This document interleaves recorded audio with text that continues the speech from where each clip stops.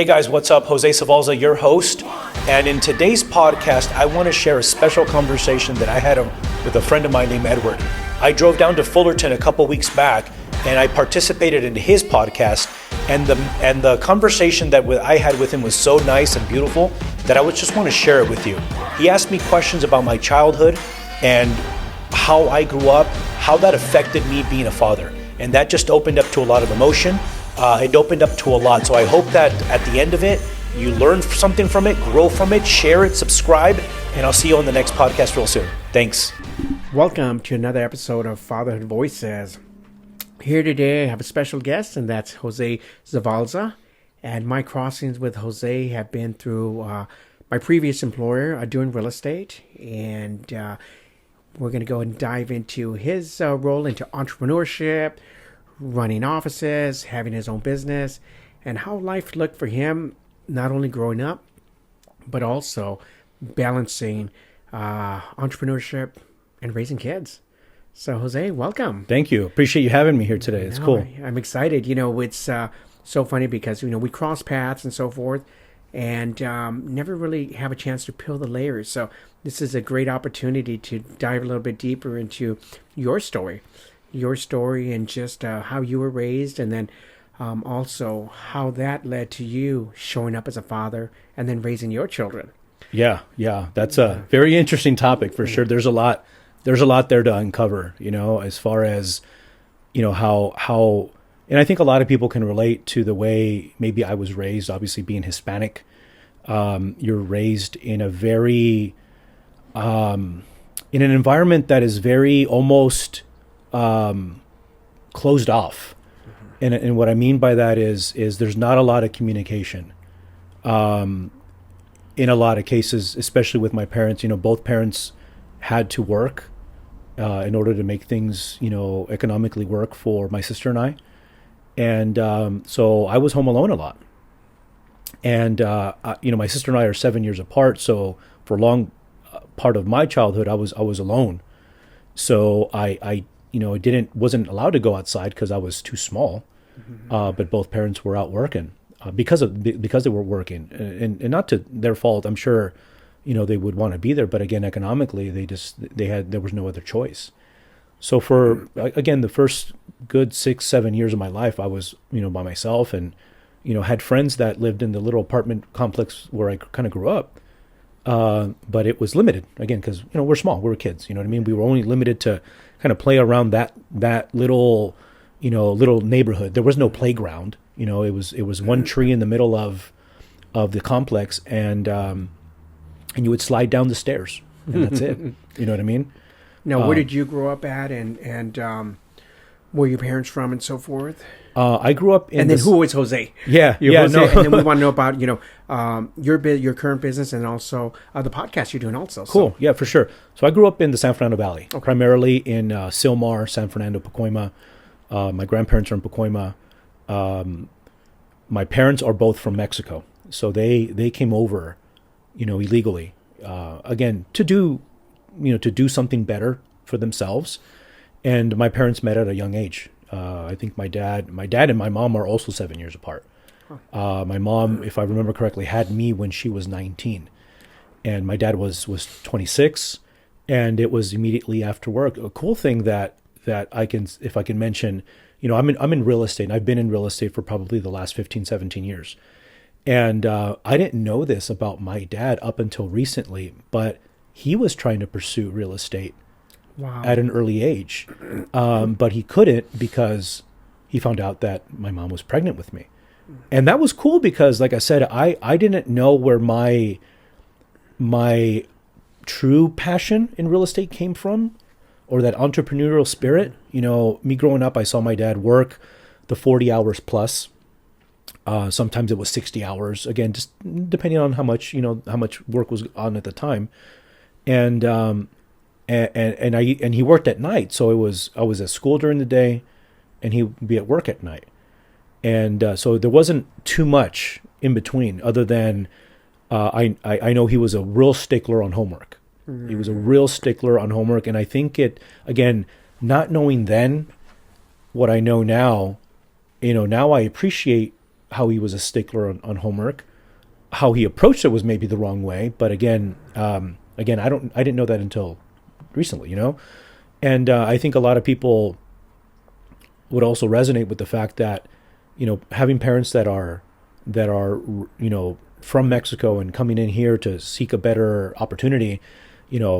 I'm first generation, so they almost in a way need me to be better than them. And I think that the way that they showed love was school.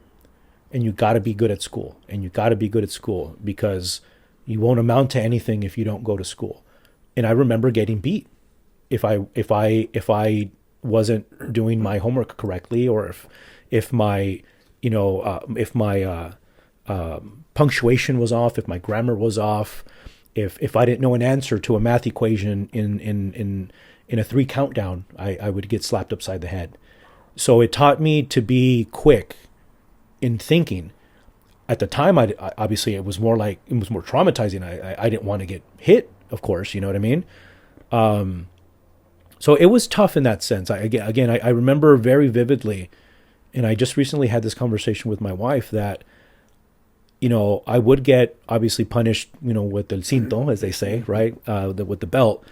But a more severe punishment for me was to be placed in front of the window and seeing all my friends be outside playing, but I would have to do my math. And it wasn't homework from school. It was homework that my dad assigned to me. Wow. And everything, he would bring out a ruler, he would bring out a big piece of paper, and I would have to draw out that big chart, like 0 times 0 is 0, 0 times all the way to 12.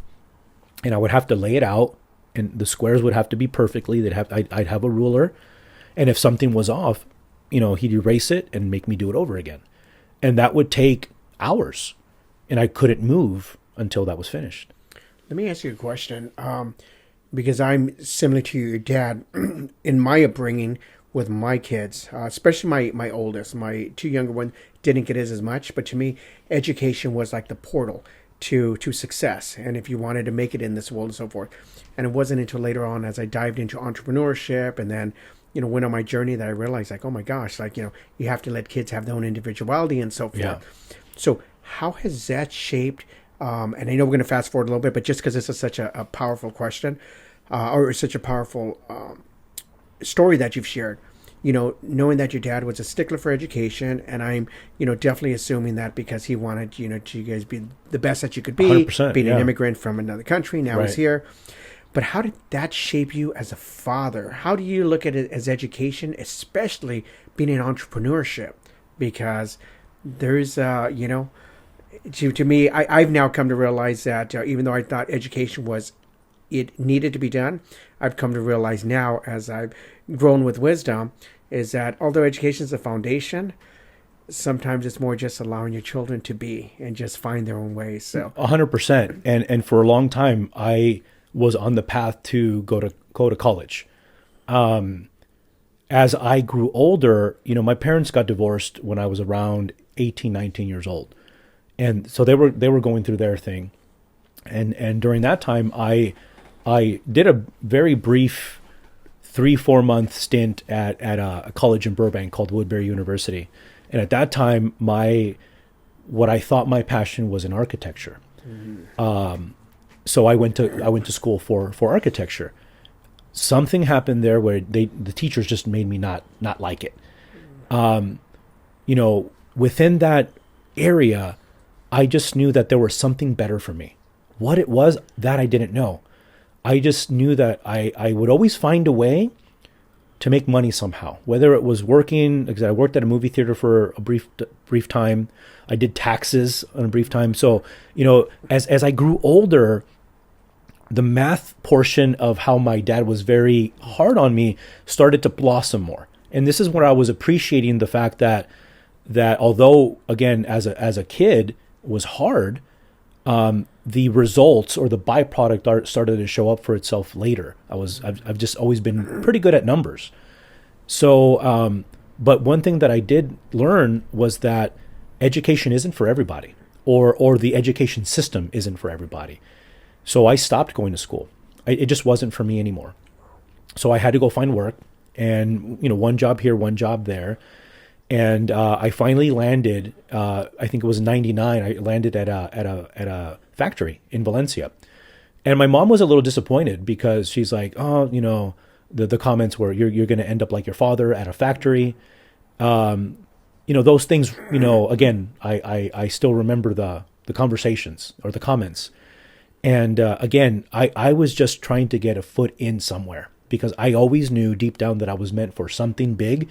What that was yet to be discovered, but it was there. That passion was there. That obsession to look for something was there, and very quickly, I think 6 months into that job, I got an opportunity to interview for an inside sales position, and Maria Carrain, God bless her heart, the lady that interviewed me, she asked me why do you want to work in sales, and I said I want to work with my head instead of my hands. And that was me selling her, right? And that started to open doors to people in much higher positions. And again, if you were to look at me, I'm 45. If I were to go back in time 25 years ago, you're looking at a younger version of me, obviously, mustache, white shirt, chain. And you almost kind of get the immediate impression of this guy's a cholo or a gang member or a gangster to some degree, because I had it was Levi's and a white shirt. That was the fit, right? That was the fit in the late '90s, right? And it took someone else to believe in me more than what I believed in myself.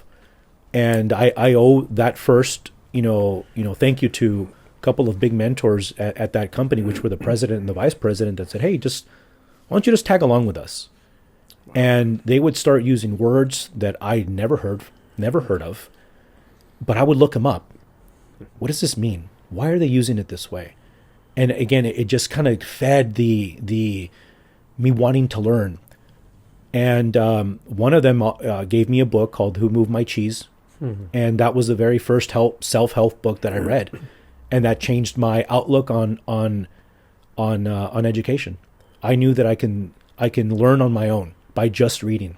Granted, I'm not the best reader, but I try to dig into books, documentaries, as much as possible, because that to me is a better way of learning. And I was at that job for about 7 years, and then a sales position opened up, and in between, my son was born in '05, and the process that we did, my wife and I did, to buy our house was like, wow, that's pretty cool. I like to learn that, so I actually became a lender back in '06. Wow. And that kind of just started, a little bit of that, entrepreneurial side. Let me ask you a question. So your dad was a disciplinarian. He was very meticulous about how he wanted things done. How did your upbringing from your dad shape? Because I know you're starting to dive into how it shaped you as you went into, the workforce. But how did he shape, when you look back at maybe a story or a moment, and you definitely focused on the one about the multiplication tables, which was very intense. What other things shaped you that you can remember, the good and the bad, that you look back and go, oh, okay, this helped me, this didn't? To become a father? Mm-hmm. Or just as you started to transition into into how you were going to show up in life, and then even before becoming a father. Well, I always told myself that the first thing that I would do more of is be there more. Be there more. Be more present. Because again, it was my dad worked at night a lot, and I was at school during the day, and the 15, 20 minutes in between, before he got ready for work and his shift, it just wasn't enough. So number one was I need to be there for my kids, again, physically in that aspect. So I needed to almost in a way find something or method. And I know that, now they use education as to your point, you said portal. It opens a door to a lot of other careers. I knew that wasn't my way in. I knew that wasn't for me. So I had to find ways for me to do something that generated an income for myself that would be able to support my family, much more than again, because we grew up limited, and that limitation created restraints in other areas of our life that we couldn't be with our parents as much as we wanted to. So I wanted to eliminate that restraint and find something that paid enough, that had weekends off, that I worked during the day, that allowed me to be able to pick them up from school if I wanted to, drop them off if I wanted to, and have lunch with them if I wanted to. And that was hard because it's like, okay, where can you make X amount of dollars and still have that flexibility? And when real estate was introduced to me, that was the game changer. And when you dived in, so you went into lending first, and that came based off the experience you had with you and your wife purchasing a home, and then your son was being born. Yep. Before your son was born, and how many years were you married before you?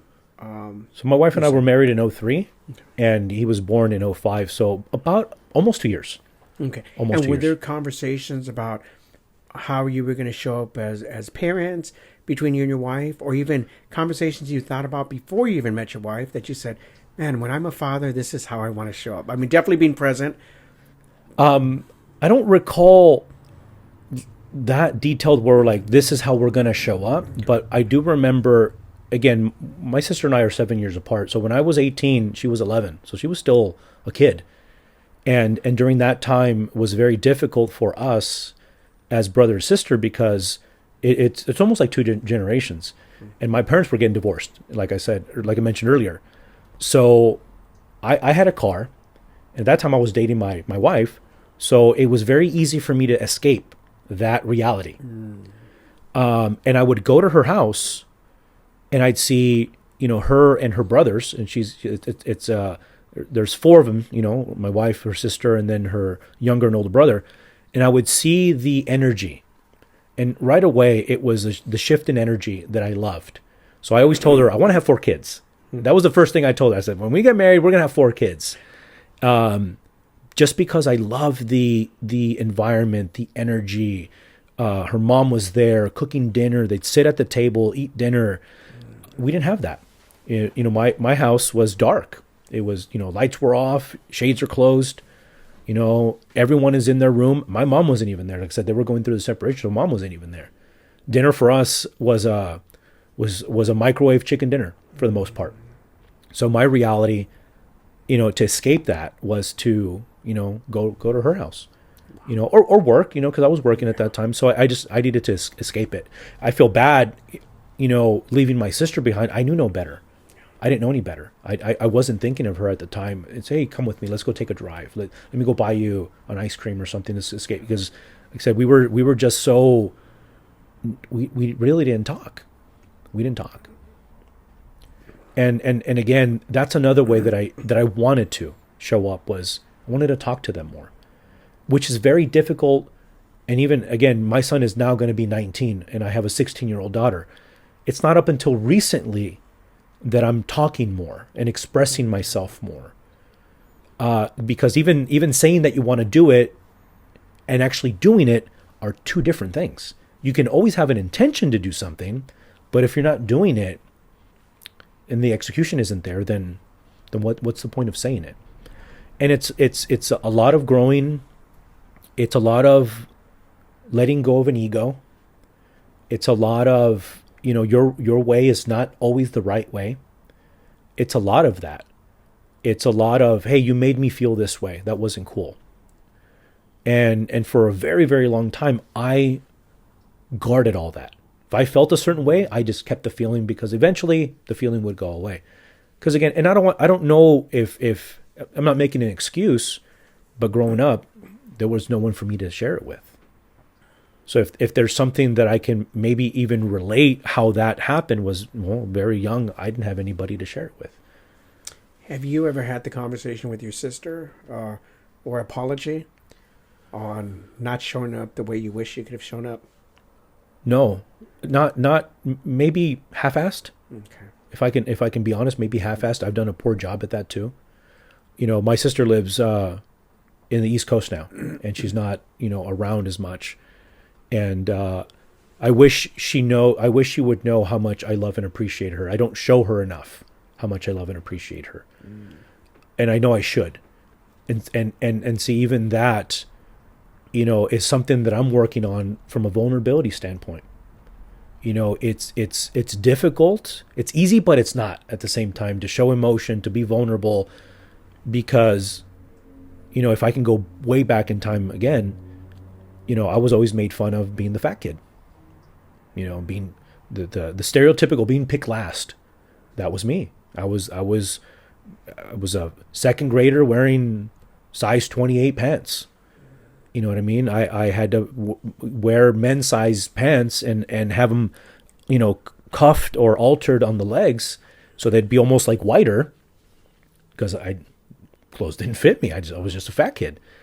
So to some degree, maybe I was bullied. So I took all that anger, the anger I felt, and I feel that I was able to harness that anger in a positive way, and I showed it. I let it out at work.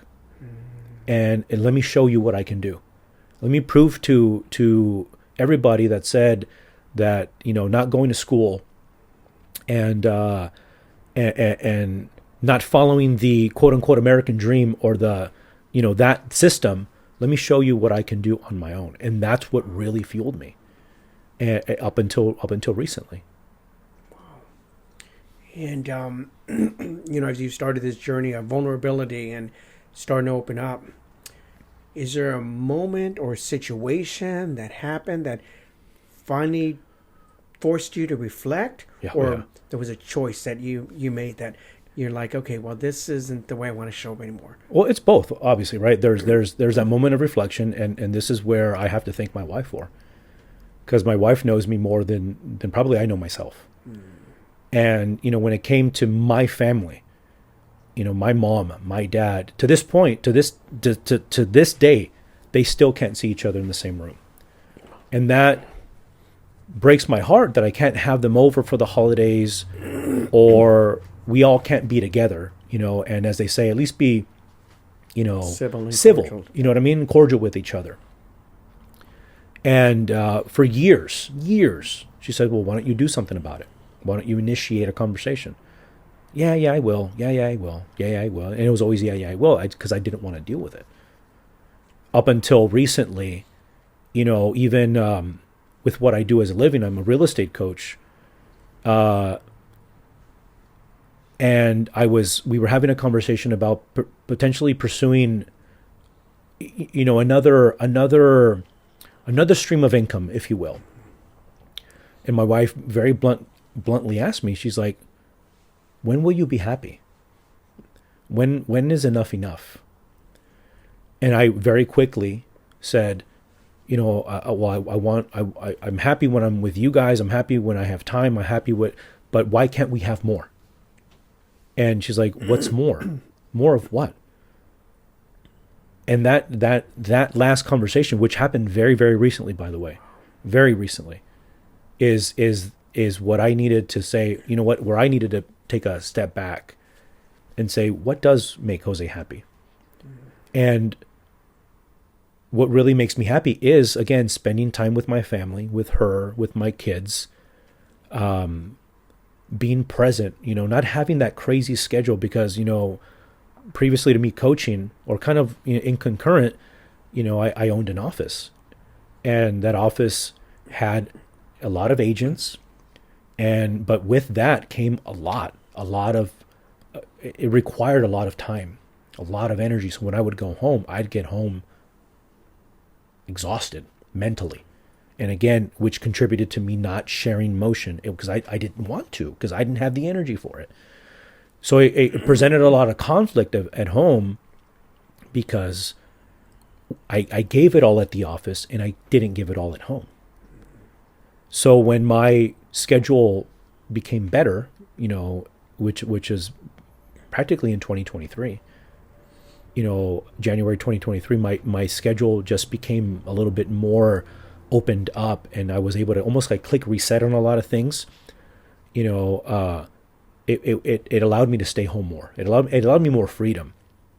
and like I was saying earlier, that conversation that I had with my wife just earlier this month, by the way, Wow. that's how quickly things are really showing up. If you allow things to show up in your life, they'll happen. The other side of it is you acting on it and you making the choice to execute. And like I was saying, I'm exploring these other. Hey, let's why don't we do this? Why don't we do this? And that's when she's like, when are you going to be happy? When's enough? And why want this? He's like, well, don't you already have that? And that was that reflection. And I now know more so now than ever who I am authentically. I've had to audit the audience that I allow in. Social media is one of them. You know, you follow all these influencers, and the number one thing that they push is money. So when you have money, how much money is enough? Is it ever enough? And honestly, for me, there is a limit. I don't need to be a multi-millionaire. I just want to have freedom to do what I want, when I want, with whom I want, and not be limited. Does that have a financial tag or alignment with something? Sure it does, right? But it doesn't have to be $20 million. It doesn't have to be 30 or 10.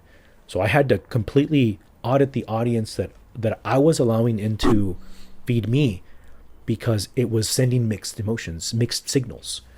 One day I was this, the other day I was this. I was like, I can't do that anymore. And that's powerful, because now that you've found your true path of freedom is what you're looking for, it's something you can instill on your kids as they're going into adulthood and transitioning. Because similar to you, I was always chasing and looking for that next deal or that next opportunity. And when is enough? And it wasn't until my spiritual journey that I started to unravel that I had literally had to purge out money, had to purge out that whole mindset and ego. And like I said, we follow these very masculine influencers, and it's just grind, work. But no, in the process, I missed out on my children growing up. I missed out on just so many opportunities with family and so forth. So definitely understand where you're coming from. Now, something you mentioned, it's funny because last week we had someone on, and she shared her perspective as a daughter and growing up, and when her mother and father separated, and for 16 years, her mother and father couldn't be in the same room because there's that animosity, that hurt, that hatred. And it was her daughter on her 16th birthday, no, it was her 15th birthday, that said, no, I'm not making quinceañera. I want both of them there. I want my grandma and my grandpa there. Very uncomfortable, but she's the one that sparked that movement that, no, we're not, this is stupid. We're not doing this anymore. Yeah. And sometimes, and what that made me reflect on is, sometimes it takes someone to stand up and say enough's enough. 100%. Like we're going to, you don't have to like each other. You don't have to even forgive each other, but we're family. So just thought I'd share that story because it took the child to kind of teach the adults a lesson. And now, they're 5 years into this, and now they're learning to be a co-family together. Even though, like I said, issues aren't resolved and there's still not forgiveness, but they are able to navigate where they are having a little bit more family time. Yeah. And it's starting the process of healing. So I just wanted to share that with you. 100%. That's awesome you did. And I think, even prior to us having this conversation, I think I was sharing with you that, my son's here. And I love him being here because I want him privy to these. I want him to hear the conversations, because he's 18, going to be 19 soon. He is he is a much better man than I am, and that I was at his age. He's taught me things at his age. He has taught me how to be a better father, because he'll come and look for me and said, "Hey, Dad, let's talk." It takes him. And to me, it's like, whoa, that should have been coming from me. You know what I'm saying? So subconsciously, he's teaching me. And I love that about my son, is that my son is very connected with God. And he's almost like the I don't want to say the conscious of all of us at home, but he does bring that spirit. Very gentle, very harmonious kind of energy about him. And that's just, I love my son to death because of that. Yeah. One of the things that I've started to do is, and I've recommended this to a couple different people. Have you ever sat down with your children individually and just asked them, how do you want me to show up as a father? And sometimes the results can be very, emotional. They can be very mixed because as fathers, we think we're showing up one way and we think we're providing what they need. But then you hear their side and it's like, whoa, wait a minute. Yeah. We're like totally in misalignment. And if you haven't, that's something I would challenge you to do with both your children, is to go ahead and sit them down one day and just ask them, how do you want me to show up as a dad? What do you want from me? Because we don't do that as fathers. I love that suggestion. And my son and I recently did a father-son road trip. Oh, wow. Back, I think it was in September, a few months back. And we had those conversations. And he asked me a lot about my childhood, which I think helped him understand, the side of life that he hasn't realized, right? That he hasn't been exposed to, which is limitations and things like that. But I did do that with my son. Wow. I haven't done it one-on-one with my daughter, but one thing that I did do with both of them, and this happened maybe around 2020, and I asked them, if you were to describe me, how would you describe Dad? And they said, well, Dad makes money and Dad helps other people, sell houses, and Dad, again, sharing the accolades, right? Dad has a big office. And although they're wins, they weren't fatherly wins. Mm. And to me, that was an eye opener. Like, I don't want to be known as the dad that bought me things, the dad that was there when I needed a new pair of shoes. I want to be the dad that was present. And again, they're hard conversations to have. They're hard questions. It takes a lot of courage to ask, your son, your daughter, even your spouse. How do you want me to show? How can I show up to be a better husband? How can I show up to be a better father? Those are because I think they're hard because I think we're afraid to hear the truth. And again, from a masculine standpoint, that's a form of rejection, right? So you try to avoid that, but the avoidance comes at a much larger cost long term than addressing the issues. So again, that's something that, again, very recently that I've been going through from an emotional standpoint, a vulnerability standpoint. I think a lot of it is attributed to my connection with the big guy upstairs, how he's just said, hey, it's okay. I still love you, this way. And you don't have to be that way. You don't have to, look mean anymore or act tough. I know you are. Just be you. And me is if I were to describe me, I feel that I'm a very considerate, very loving individual. Love to help others, and I think that's it. That act of service comes through in my coaching. I know that when I sit down with somebody on a one-on-one level, I ask them about production and what they're doing in business, and sometimes we do tickle certain questions that probably no one's asked them. Some really deep-rooted questions, and I am of the belief that if they were to start to dive into, fixing certain issues, whether it be at home or something down here, right? The byproduct of that is better production, just because it brings peace of mind. I don't say it cures the fear, because some people have a fear of failure, some people have a fear of success. So whatever that fear is, it almost pushes that out, because now there's peace of mind. Now, being a real estate coach and an entrepreneur, do you sometimes fall into that pattern of maybe coaching your children more than parenting them? And how do you find that balance? Because I've stumbled into that before, where I want to step in and I want to help them, and then it turns into chaos, or it turns into a big mess. Sure. Yes, I have. because you feel you know what's best for them, right? And what my wife and I have discovered again just recently, again, it's almost like a very fluid, very dynamic, changes are going on all the time. Again, because my daughter's 16 and still in high school, so still involved in the ups and downs of high school, right? So we feel, I can say, yeah, I probably, coach them more than just listen to them. And I think I feel I'm doing a better job of just listening to them. And if they ask me for advice, I'll give it to them. But they have to just go through life on their own to some degree, and experience, relationships ending, friends or boyfriend or girlfriend or whatever that entails, because that's just life.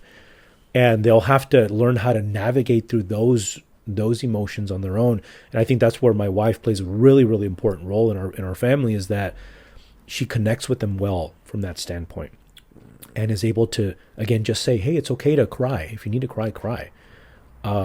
If you need to be angry, it's okay to be angry, but understand where that anger is coming from, and ask yourself, did you contribute to that anger? Did you contribute to you being angry? So she does a much better job than I do. I'm still learning in the process, but we feel that we're doing a better job. I can say that I used to, again, as a coach, like you said, you want to fix, you want to resolve the issue, right? And a lot of times as a coach, you don't listen. Or I shouldn't say, as a parent, you don't listen, because you're always trying to fix. And I think we're just listening more. So you just came back from this road trip with your son, and it just kind of sparked a memory for me that I wanted to share. When my daughter was 16, she had a school project, and she had to go watch a recital at one of the local colleges. So 16, it was on Pearl Harbor Day. We went to Claremont College to go watch this recital. And just in casual conversation, we went and we said, oh, we're going to be out in Claremont. We're living up in the high desert. I said, oh, well, let's grab some dinner before, and then let's go to this recital. We went, she did her school project. We said, hey, why don't we make this an annual tradition? So just in December 6th, 7th, Pearl Harbor Day, we just celebrated our 11th year father-daughter dinner night. Wow, what a profound impact it's had on our relationship. And so definitely a tradition I would challenge you That's to cool. Possibly introduce. The beautiful thing about it is that was the one day, because I still was learning how to be a father and still was in my masculine ego. But that was the one day that she had a space where she could be free and share without judgment. And even if it was just once a year, that one day that I really got to hear her. And I remember as we didn't talk for about 6 years. But every year we did the father-daughter dinner. Mainly because my wife, her mother, made us do it. But even if we didn't talk, it was that moment that we went and we got to be in each other's space. There was one dinner where we didn't say much, maybe 3-4 words. So as we started the process of healing, I remember she was on the podcast and she said, we didn't talk for years because you were such an asshole, which I'll take ownership for that, But the one thing she said was, I look forward to that. Even if we weren't talking, I was with my dad. So I want to offer that tradition to other fathers to definitely start that a father-daughter dinner date, even if it's one. Of course, you should do it more than once a year, but that once a year time where you give them their space and just it's all about them. They get dressed up. You do this nice, beautiful restaurant. So I just felt called to share that. It just triggered a memory that it's still something I hold cherished, and then gradually start to introduce to my other children. That's thank you for sharing that. Number one, because I see the emotion that it caused, and even just you sharing the emotion, that's awesome. You know what I mean? That's something I'm working on. As far as memories I would absolutely love to implement that immediately. And whether it's, again, even if it was, like I said, even driving down, and having my son just, be in the car with me, those couple of hours, him, seeing this, I hope it leaves an impact on his life. My daughter plays soccer, and right now she's in high school and will transition into club, and she's a junior, so we have roughly about 18 months left of the high school / club scene. And I told her, I said, babe, whether you play, whether you don't, whether you had a great day or a bad day, I said, just know that your mom and we're here to support you. And, don't feel some kind of way because you didn't play, because you didn't start, or any reason. I said, I'm here to see you and cheer you guys on. And that's it. Don't feel any kind of way. And again, that was a conversation that just recently happened as well. I think, if I can touch on that really quickly, kids are brought up in a very competitive environment. They compare each other, and soccer is a very, very competitive sport. And she's been playing since she was little, maybe 9, maybe 8. And there's pictures on my phone that just these little faces, you know what I mean? And back then it was so innocent. Back then it was for fun. As they grow, they get placed in these competitive situations, and this girl's faster than you. Well, you're not going to start. This girl has a better kick than you, or whatever the case is. They start to compare each other, and they almost build anger with one another, and they don't know how to handle those emotions yet. They don't know how to navigate them, and even if one side does a better job, the other side isn't. You know what I mean? So there's always even that. And I know for a fact that there was a time in her life where she was disappointed in herself, but even borderline, maybe even embarrassed, because she was not starting or didn't play an entire game, and people would come see her, meaning her grandparents, or my wife and I, or even our friends, and she'd feel she'd be closed off. And recently told us, I said, babe, I don't care about any of that. I don't care if you start, if you play, great. If you don't, I'm there for you. And I said, after all this is over, I said, I want to have that memory of just being there. And I said, so as much as it is for you, this is for me as well, because like I said, I can see how she lights up when she's out playing. But I know that there's a battle within not only her, but all their heads. Why am I not starting? Why wasn't the ball passed to me? You know what I mean? Things like that, again, they have a hard time navigating through, because they don't know any better right now, other than what influence they're getting from the parents. And like I said, I think my wife and I do a great job. My wife much better than I do. But we hope that she understands that we're there for her.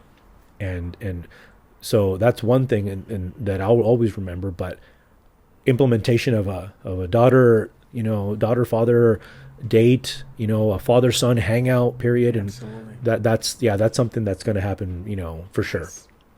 Nice.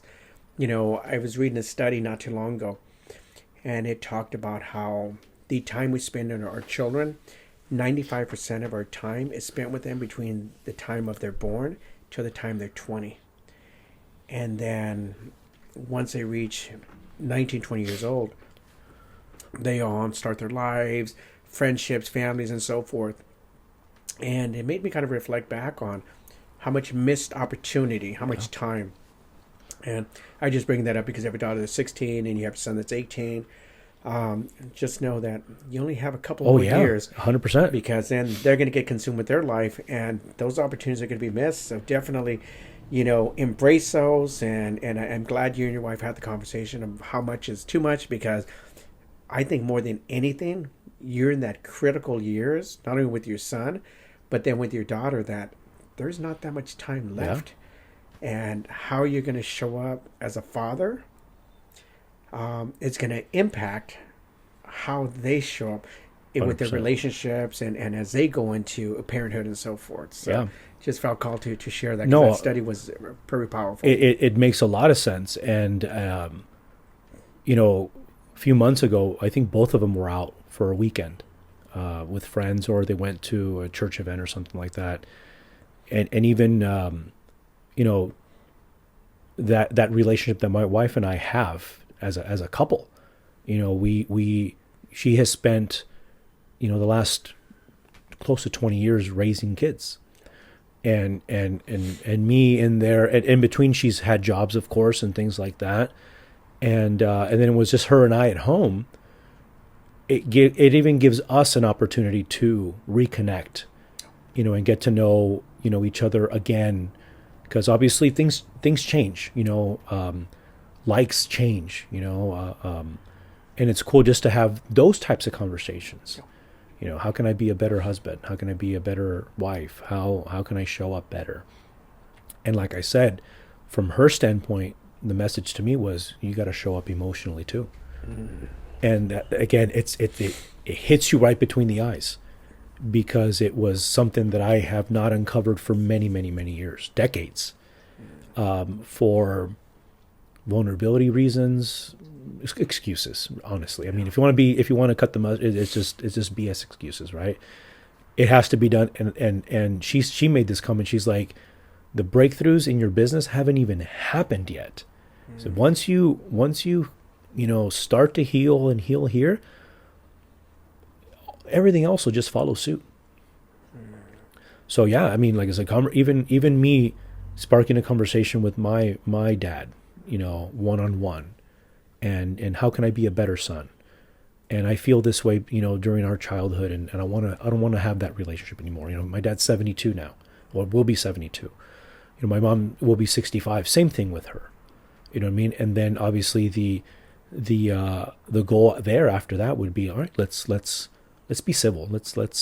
We're a fam. After all, we did spend some time together, right? Growing up, it doesn't have to be, lovey-dovey all the time, but to your point, let's be cordial, and let's raise our grandchildren. You know what I mean? Yeah. That's something that's definitely on the to-do list, probably within the next few weeks, to be honest. Nice. Yeah. It's something that it's like I said, it's been called for me to do. I've ignored it, and I've ignored it, and I've ignored it. But it has to happen. And I know someone very close to me that went through kind of the same thing, and then the father passed away, and the mother finally shows up at the funeral. It's like, you fucking serious? Like, all these years, and you show up to pay respects, but why couldn't you just kill this shit? Yeah. So better, sooner than later, because in the end, they will show up to each other's funerals. It's like, well, what about the dash in between? What about that time that could have mended the fence? So yeah, it just, talk about the conversations with your father and so forth. My relationship with my father wasn't the best, and I've been on this journey of healing.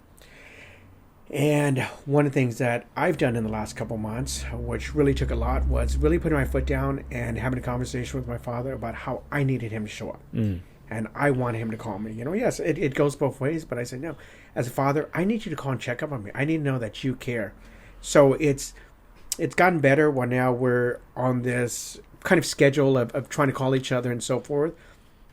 But it finally took me to kind of let that ego down and just go like, okay, well, if he's not going to, we're going to continue to do this for the next couple of years, somebody has to reach out and set up the olive branch. And I finally just said, okay, if you don't call me, then I'm going to call you. And so now it's kind of started to become a routine or a habit. And now it's opened up the dialogue, and we're staying on the phone more than 2 minutes, So now they're longer conversations. It's not just scratching the surface and just like, oh, how are you doing? How's things going? No, but now having a little bit deeper conversations. It's interesting you say that, because for a long time, again, this is where the masculinity and the machismo and the ego show up, right? I was on running that same program. No, he's got to call me. He has to call me, and I'll pick up the phone when I feel like. Even if he does call me, I'll pick up the phone when I feel like talking to him. Then that control comes in. You know what I mean? But it takes more courage, and a bigger set of balls, honestly, to say, no, this is dumb. We gotta hash this out, and let's talk. And that's what I'm finally realizing. That courage isn't the one that barks the loudest or is in control. I think that's more of an insecurity thing. And for many years, I was on that program, where I think a lot of men are, right? But no, it's the opposite. It's funny. I had a good friend of mine on, Tommy Dorsey, on probably a couple months ago, and he went through the same thing with his dad. And finally, one day in adulthood, just said, "Dad, how come you don't call me? How come you never show up?" And the response that he got was he wasn't expecting it. He says, "I just never wanted to bother you. You're just always so busy." So sometimes what we think in our head is the answer, or it's not the case. Sometimes they just don't want to disrupt us, and it's the exact opposite. So having those conversations, it's always surprising to hear what the response is, because sometimes we played this story in our head for years and years, and then you're like, oh my gosh, it was just miscommunication, or just this story that kept this separation for so long. And you feed it and you feed it and you feed it, and it ends up being not the case. I know exactly what you're saying. Exactly what you're saying. Yeah. So as we start to wrap up, by the way, thank you for sharing so many powerful 100%. stories and messages. What are your parting thoughts as far as fatherhood? So you're on this new journey, and you talked about vulnerability and just starting to show up. But what does that mean? What does that mean when you say, I'm learning to show up as a husband now? I'm learning to show up as a father now. Like, what does that mean? Because we throw around these words, but give me examples of if you could help a father that's now on this journey where they're realizing, like, there's machismo, and a lot has to do cultural, so the machismo, and then the ancestral lineage and all the bullshit that's passed on from generation to generation. And now you're having this awakening, and big, attribution to your wife that's helping you, and then with, the man above and so forth. But what does that mean, like in context where your actual things that you're doing to show up for your kids? I think the number one thing that has helped me is knowing that I have a support group of people that are encouraging me to do it. And I think if there's something I can share with everybody, is that we all have someone, or maybe a few people, that are there for us unconditionally. And I'm very lucky to have, not only my wife, my kids, but I have a really, really close group of friends that are there for me. And I'm okay. It's okay for me to share and know that I'm normal. That when I do share, that I'm normal, that it's something that it's a storm that they're going into also, a storm that they're currently in, or a storm that they've gone through. And I think, and again, it's just, our group of friends it's 4 couples, and the guys will, go outside and, have a drink or smoke a cigar, whatever the case is. And we'll just talk our mind and say, hey dude, it's okay for you to feel that. And I recently did that, in harboring emotions about my dad. I expressed those emotions to them, and they helped me through it. And they encouraged me to be the change. Wow. That's powerful, because again, I didn't know I had that until I asked for it. And I think if more men would ask for help, and not label help as a sign of weakness, but label it as a sign of strength, there's people that'll stand up and be there shoulder to shoulder.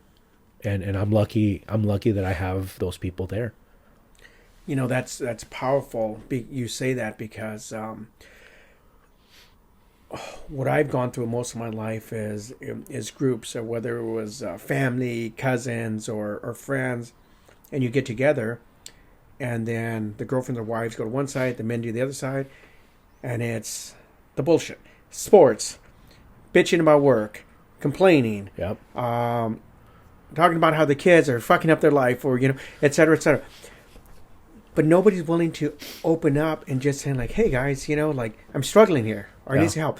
And I love that you have this group of friends that you can be that support, and I'm going to say emotional, but not even emotional. It's just a camaraderie. I'm going to call it camaraderie, to know, like, hey, I just want to share kind of like something going on. So it's beautiful to know that a support group is a fundamental piece, because I wish more people would get away from, it's okay to chit chat about sports and, what's going on, but to really have substance conversations and really dive Yep. deeper because, sometimes a picture that's portrayed on the outside on social media It's not. is one thing. Yeah. But then when you peel behind the layers, and unfortunately, usually it takes alcohol and a lot of alcohol where the man finally breaks down and they start to show their emotion.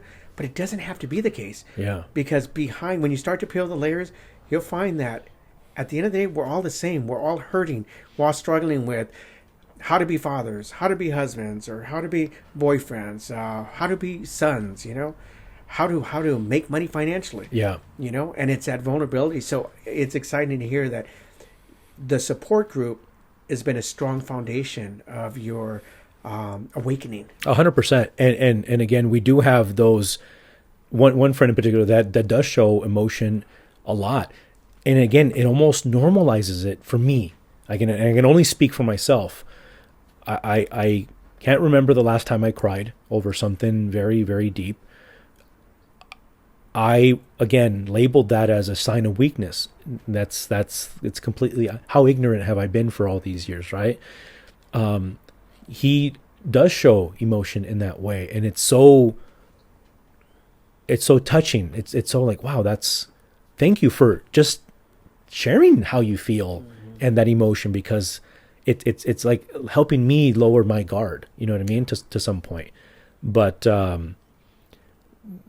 again, if men would understand that we're normal, we're all trying to, we all have the best intention to be the best father, the best husband, the best friend, uncle, whatever. You're normal. Your struggles are my struggles. If I think if we take the courage to say, look, I need a little bit of help here, that doesn't make you any less of a man. If anything, it makes you more powerful. Let me ask you a question about your coaching, because you're a real estate coach and you coach realtors on how to improve their business and probably systems and protocols and so forth. But what about, as you're coaching, you're diving deeper into their lives and trying to get their mindset and so forth. But what happens when you uncover, personal things like, I'll just say men in particular that maybe aren't showing up for their families or for their kids. Do you incorporate some of that coaching? Do you strictly just focus on business, or do you also try to incorporate more of the personal aspect of it? It's a very fine line for sure. It's a very, because they hire you for production purposes, right? Through the line, through the conversations, and that's what really coaching is. It's a conversation, and it's both sides having to show vulnerability in order for the growth to happen. So there's been cases where I've seen that, and I said, let me tell you something. I go, look, you want that over there, and I'm going to tell you that's not going to happen if that isn't fixed. And that's as much as I say. Okay. Just because I don't want to, it's a fine line. For me, it's a very fine line. There's obviously multiple sides to a story. There's all sorts of things that, variables that I'm not aware of. But I do tell them, if this wants to happen, you got to fix that over there. Because that will consume your mind. That will stress you out. That won't allow you to do other things. I said, because again, for me, production, you have to have peace of mind in there. That'll allow you to do that. Amongst other things, forgiveness, amongst other things, of course, right? But that has to be resolved in order for you to allow that breakthrough to happen. If not, you're adding more boulders to your own shoulders. Wow. And I think in the words of what your wife shared, that you shared earlier, was when she gave you kind of that wake up moment and said, you got to deal with all this in here 100%. First before you find your happiness. Yeah. And I think the coach was being coached. Yeah. Yeah, to some point, yeah. Sometimes it shows up in ways that you least expect. 100%. Yeah. If as the old saying goes, if the student is ready, the teacher will appear, right? I'm ready, so all of these messages are appearing because I'm open to receive. Wow. If you're closed off, the messages may be there, but you're just not receiving them. Yeah. And as we start to wrap up this episode, are there any final items, issues you want to touch on with fatherhood and entrepreneurship, or even just in general? From a fatherhood standpoint, I'd say, hug your kids, tell them how much you love them, tell them how much you are, how proud of them you are, because that will make an impact on their life, 100%. I'm, it hurts me to say that that wasn't the case for me, but it doesn't mean that I can't be that for my children, because it makes a powerful impact. And again, whatever they decide to do in life, whatever career path that they're choosing, I'll be there to support them. My son or daughter may or may not be in real estate, and I'm okay with that. They may or may not go to school, and I'm okay with that. As long as they're pursuing something that is going to positively impact the community and themselves, I'm going to be their number one supporter. And I always like to joke around with fathers and say, "Who's your favorite?" Don't answer that. So, we don't have favorites, right? They're both my favorites. They're all my favorites. Yeah. No, thank you so much. Oh, thank and you. As we wrap up this episode, another hood of Fatherhood Voices, and diving into the story of entrepreneurship and fatherhood and disciplinarian as a child, and how that showed up. Another episode of Fatherhood Voices, breaking the toxic cycle.